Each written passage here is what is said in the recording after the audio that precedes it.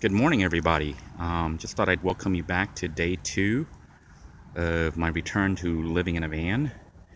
We are currently at the Melbourne Causeway, which is at the end of US 192. It is this causeway right here, which connects the mainland of Florida to the Barrier Islands. And we are watching the sunrise over the clouds from this vantage point. About 30 minutes or so ago, I was actually out here preparing to film the sunrise and had a really cool manatee encounter. I was taking pictures of the causeway and the sky and the clouds and showing how pretty it is, and heard a whooshing sound, and then suddenly saw the manatees appear. If you haven't checked out that video, be sure to do so. As you can see, the sun is coming up and it looks to be beautiful.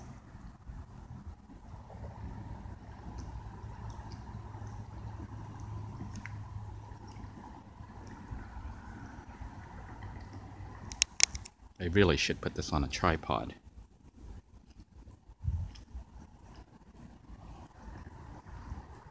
I guess we live and learn, right? Beautiful.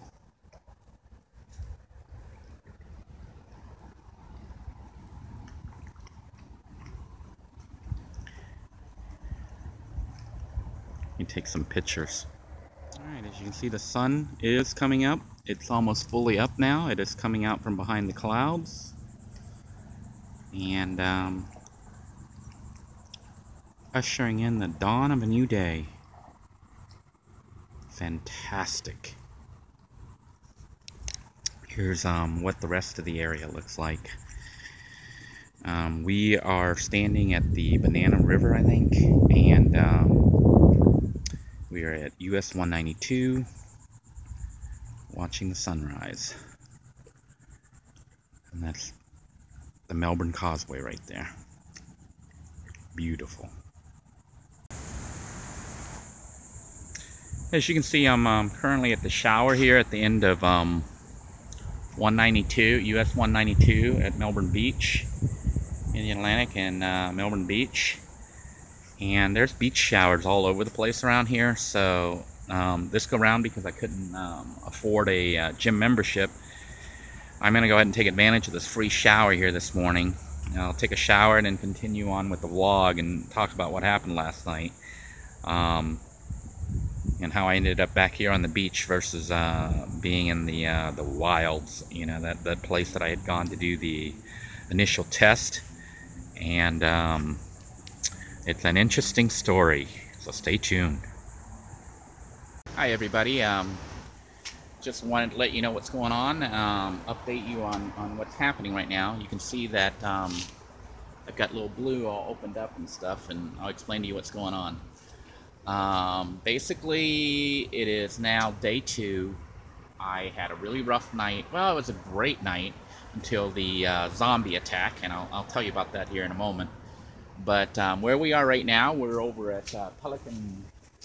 It's Pelican Beach Park over there. As you can see, it's in Satellite Beach, and I had come here from Indian Atlantic Beach, where I was this morning, and I went there to take a shower, and then thought I would come here to use the picnic facilities over there. See that? The picnic facilities at Pelican Beach have 120 volt power access. The problem with it is today they're turned off. So that's okay though, because Little Blue has its own cooking system. Remember our inverter and our rice cooker and whatnot? But you'll notice that right now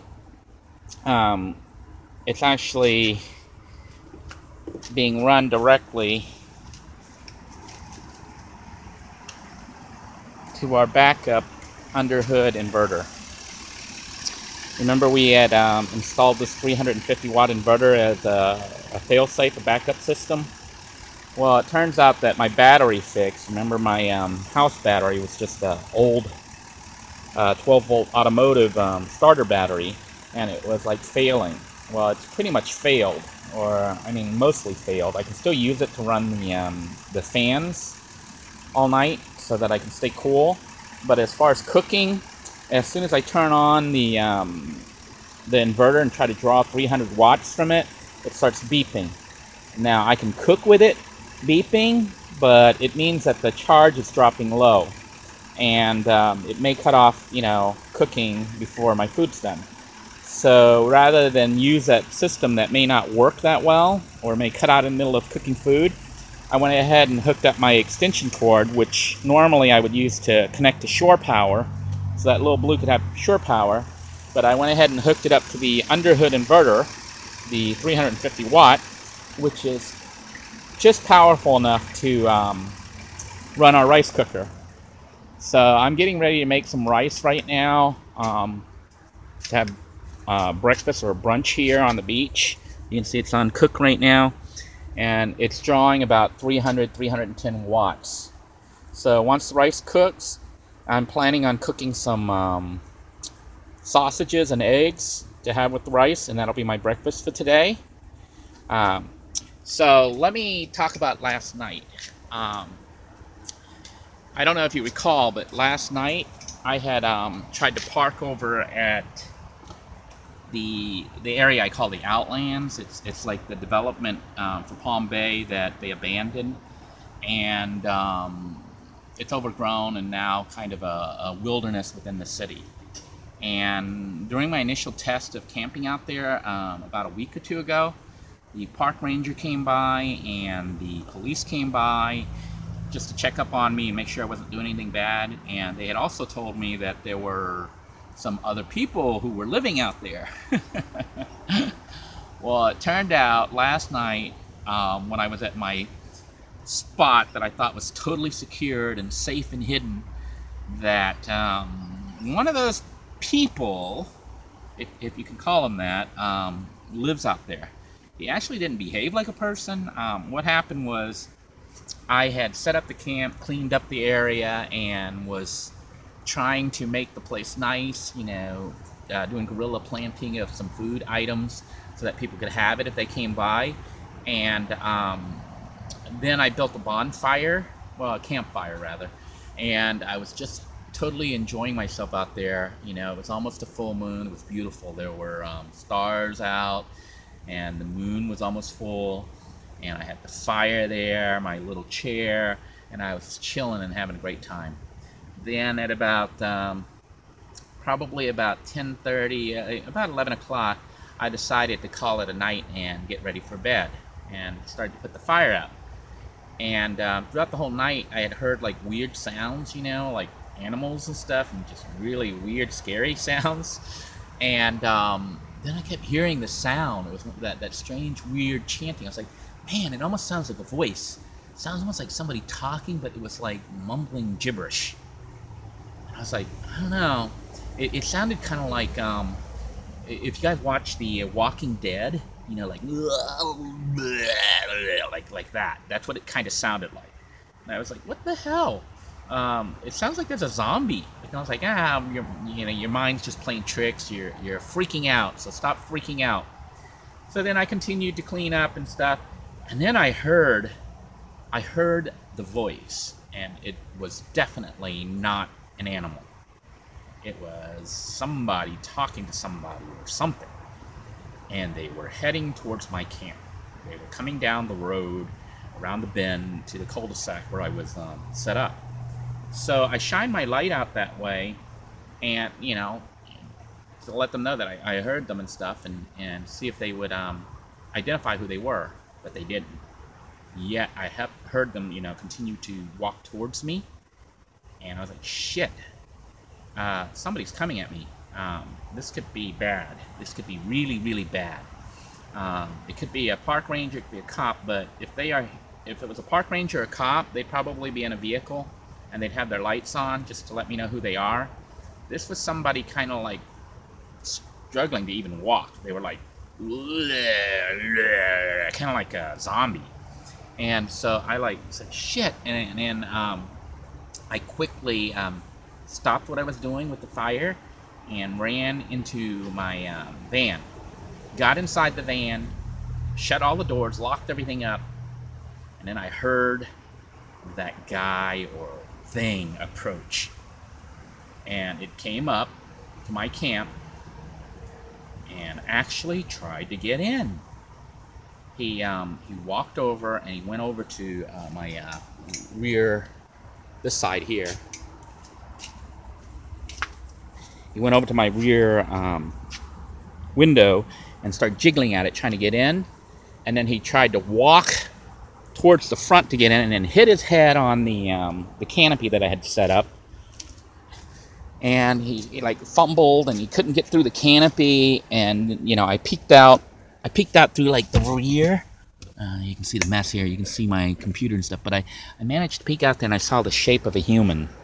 Except he wasn't like walking like a normal person. He's kind of staggering and stuff, like a zombie.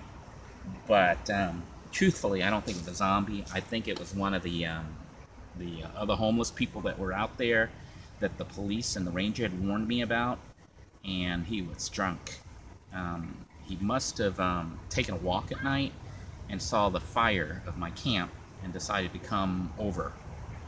But he wasn't behaving rationally, you know. I mean, he was like moving around, like staggering like a zombie. You know, they walk on Walking Dead, like dragging their feet. That's how he was moving. And you know, when I had shined the light at him and stuff, he didn't say anything. And when he came to my camp, he didn't say anything. He just tried to get in.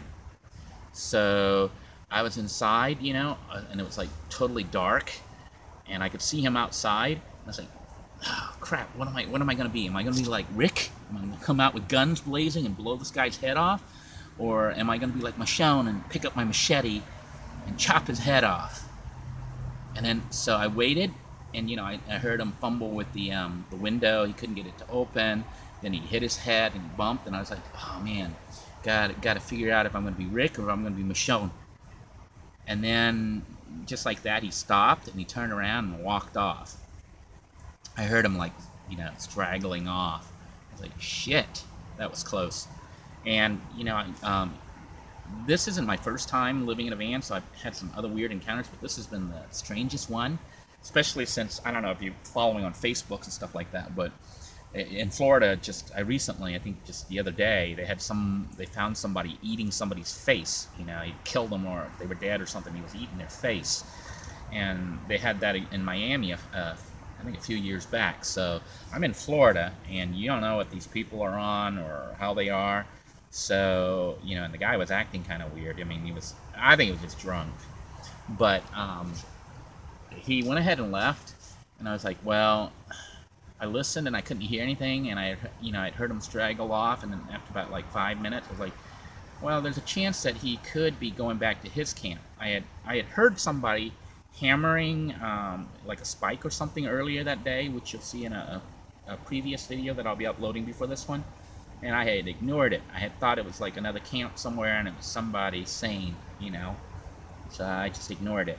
But when he approached my camp and was trying to get into my vehicle, I was like, okay, this is not a safe spot at all. So it's going to be time to evacuate. So I slowly opened my door and looked around, didn't see him, had my light, shined it. It looked like he was gone, although I think he was walking. Unless he had a bicycle, but I think he was walking. It looked like he was straggling and stuff, and not, you know, at least he didn't ride his bike right up to my camp. But I quickly took down my canopy and, you know, packed everything up, threw it into the vehicle last night, and left. I went ahead and left the water catchment system there because, I mean, I had room for it. I could have thrown it in here, but I was leaving it there anyway, so if anyone uses that camping spot, or even him, the zombie guy, if he needed water, he could use that system to catch water, so I just left it out there for him. I pretty much left with everything and ended up at the old standby of Walmart. So I showed up at Walmart last night at like 12:30 a.m. and was using it as a place to reset, just because I was so exhausted. It'd been a very long day, and I was at Walmart up until about 1:30, fell asleep, and then woke up at about probably, let's say about 4:30, 5 o'clock. It was about 4:30 a.m. So I only slept for like 2 or 3 hours last night. So if I look like shit, that's why. So basically, I got up from Walmart, and I was like, well, I don't want to wake up and, you know, have morning be Walmart. So I went ahead and went in the store, picked up some more supplies, basically soda and some ice. I had to restock my refrigerator there because the ice had melted. You know, I have that big canister that I put the ice in to keep the refrigerator chilled. So I picked up a bag of ice and some soda, chilled the soda, walked around for about 30 minutes in Walmart, used the restroom, and came out and said, well, you know what? I'm gonna, you know, the first day I had a sunrise on the beach and some work in the library, and then some a really nice evening with the campfire. So my second day, I don't want it to be, oh, and now we're back to Walmart. So I left Walmart and decided to go to the Melbourne Causeway, which I've been to before in a previous test with my other camper van, Hannah, the Pontiac, Montana. So I went over there to try to catch a sunrise and thought it would be cool to get a video showing the sunrise on Melbourne Beach. I mean, not Melbourne Beach, the Melbourne Causeway. And basically, while I was there, I had my regular camera and was taking pictures. I took some pictures of the little pier. I was like, hey, you know, I'm a photographer, and normally I do glamour photography. I shoot like glamour models and stuff. But, you know, being in this van and traveling, I might be able to shoot some glamour models, you know, if I make contact along the way. But most of the time, I think I'm going to be shooting landscapes and wildlife. So this morning I was doing that. I was practicing shooting, you know, the scene, basically the pier, the bridge, and the sunrise, and I wanted to make that video. Well, while I was out there filming the video, as you saw in the other video of the manatees, I kid you not, they came up to me. I was like just out there, and they came right up. They were like within 5 feet away from me. There was like, I'm gonna guess about like 5 to 7 of them. And they just came up, waved at me. I was like, whoa, this is way cool.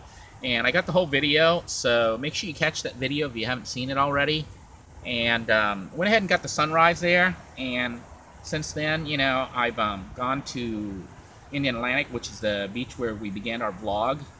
And there, if you ever make it this way, it's at the end of US 192. And on your right, you're going to find a Wendy's. There's a shower there, a free shower that you can use. And actually, I think the one on the right had warm water. It would alternate between warm and cold. So it had warm water, so I took a quick shower this morning over there, perfectly free. You know, the city worker saw me. They didn't say anything because I didn't look like I was homeless. I didn't look like I was hanging out there. You know, they don't like loitering. So I was there, in and out real quick. I was out of there in about 15, 20 minutes. Had my shower, uploaded some